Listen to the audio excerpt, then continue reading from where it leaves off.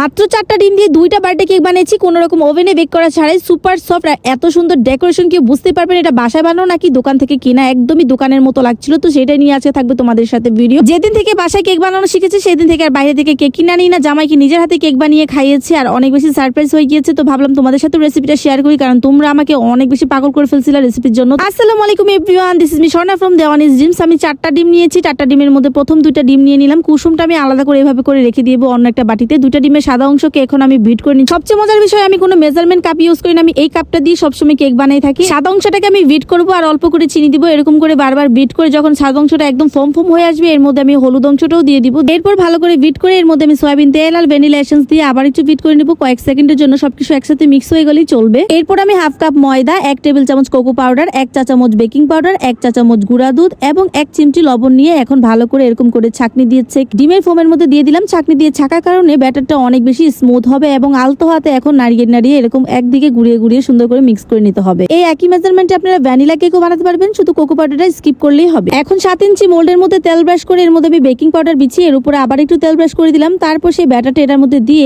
এখন ভালো করে হাত দিয়ে এরকম করে ট্যাপ ট্যাপ করে নিলাম, যেন ভিতরে কোনো বুটবুট না থাকে। যেহেতু চুলায় বেক করবো তাই চুলায় একটা বড় হাঁড়ি বসিয়ে তার মধ্যে স্ট্যান্ড দিয়ে আমি ফ্রি হিট করে নিয়েছি। এর মধ্যে কেকটা দিয়ে উপর দিয়ে ঢাকনা দিয়ে ঢেকে দিলাম। আর এরকম ফ্রাই প্যানে ঢাকনা হলে বেশি ভালো হয়। চাইলে আপনারা সরা দিয়েও কাজ করতে পারেন, তবে ঢাকনার যে ছিদ্র থাকে সেটা অবশ্যই বন্ধ করে দিতে হবে। এর মধ্যে আমি আবার ভ্যানিলা কেকের জন্য ব্যাটার তৈরি করে নিলাম, সেই একই মেজারমেন্ট। এইদিকে আমার চকলেট কেকে কিন্তু পুরোপুরি হয়ে এসেছে, একদম পারফেক্ট ভাবে কুক হয়েছে। এখন আমি হাত দিয়ে স্পর্শ করে দেখলাম অনেক বেশি সফট হয়েছে। কেক 2টা ঠান্ডা হতে দিয়ে এখানে আমি একটা ট্রপিক্যাল ক্রিমের বেশিরভাগই নিয়ে ফেলেছি, কারণ এর আগে কিছুটা অংশ দিয়ে আমি আরেকটা 1 পাউন্ডের কেক বানিয়েছিলাম। বাকি যতটুকু ছিল সেটা দিয়ে আজকে 2টা কেক বানাবো। ক্রিমটা যখন হালকা বরফ থাকবে তখন আপনারা বিট করার চেষ্টা করবেন, তাহলে আপনাদের ক্রিমের নিচে আর বরফ দিতে হবে না। নিশ্চয়ই সাথে ঠিক থাকার জন্য আমি হালকা একটু চিনি দিয়ে তারপর এখন হাই হিটে বিট করে নিচ্ছি, যতক্ষণ একদম পারফেক্ট ভাবে বিট হয়ে যাচ্ছে। খুব ভালো করে বিট করে নেবেন, একদিকে ঘুরাবেন সবসময় বিটারটাকে। ভালো করে ঘুরাতে সুন্দরভাবে যখন বিট হয়ে যাবে তখন দেখবেন ক্রিমটা ফুলে একদম দ্বিগুণ 3 গুণ হয়ে যাবে। বিট করতে করতে আমার কেকগুলো ঠান্ডা হয়ে গিয়েছে। প্রথমে আমি চকলেট কেকটা নিয়ে একটু ডিমোল্ড করে নিচ্ছি। ডিমোল্ড করার পর এখন দেখলাম অনেক বেশি স্পঞ্জি হয়েছে, মনে হচ্ছে একদম ওভেনে বেক করেছি। এখন এটাকে আমি 3টা স্লাইস করে নিচ্ছি। প্রথম একটা স্লাইস করে এখন দ্বিতীয় নম্বর স্লাইসটা করলাম। এই তো আমার 3টা স্লাইস হয়ে গিয়েছে। অনেকেই জিজ্ঞেস করেন কিভাবে আমি চকলেট গানাশ বানাই, তো এখন আপনাদেরকে দেখাই দেই। আমি আগে থেকে একটু ক্রিম আলাদা করে একটা স্টিলের বাটিতে নিয়ে রাখছিলাম। এখন চুলা একদম লো হিটে বসিয়ে একটু হালকা নাড়াচাড়া দিয়ে চুলা থেকে নামিয়ে ফেলবো, কারণ এটা বেশিক্ষণ রাখা যাবে না, তখন কিন্তু সুন্দর হবে না। গানাশের সাথে বেশি করে চকলেট দিলে কিন্তু আপনার চকলেট গানাশটা একদম রেডি। তো চুলা থেকে নামিয়ে তারপর আমি ঠান্ডা করে নিব।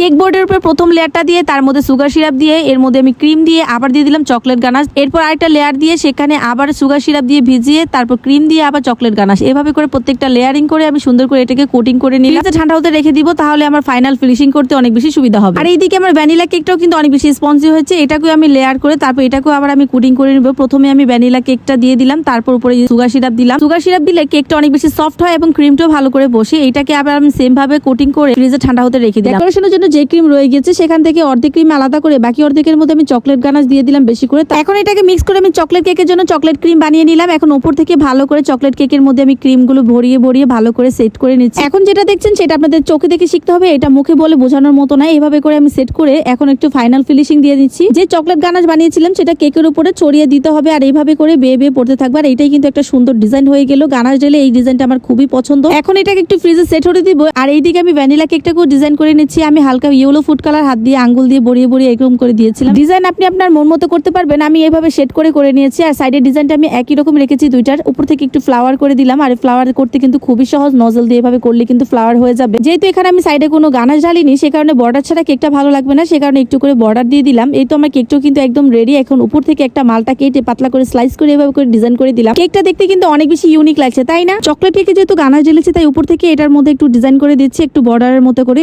চকলেট কেকে বেশি ডিজাইন করলে তেমন একটা সুন্দর লাগে না। এই তো ফাইনালি আমার 2টা কেকই কিন্তু পুরোপুরি রেডি। কেক 2টা দেখতে কিন্তু খুবই সুন্দর হয়েছে। সবাই অনেক বেশি রেসিপি জানতে চেয়েছিলেন, তো আজকে ফাইনালি আপনাদের রেসিপিও দিয়ে দিলাম। কেকের রেসিপি ভালো লাগলে অবশ্যই আমার পেজে একটা ফলো দিয়ে আপনাদের টাইমলাইনে শেয়ার করে রাখবেন, যেন কখনো হারিয়ে না যায়। যখন মন চায় তখন দেখে বানিয়ে নিতে পারবেন। তো আজকের রেসিপিটা কেমন লাগলো অবশ্যই কমেন্ট করে জানিয়ে যাবেন। দেখা হবে নেক্সট ভিডিওতে। সবাই ভালো থাকবেন, সুস্থ থাকবেন। আল্লাহ হাফেজ।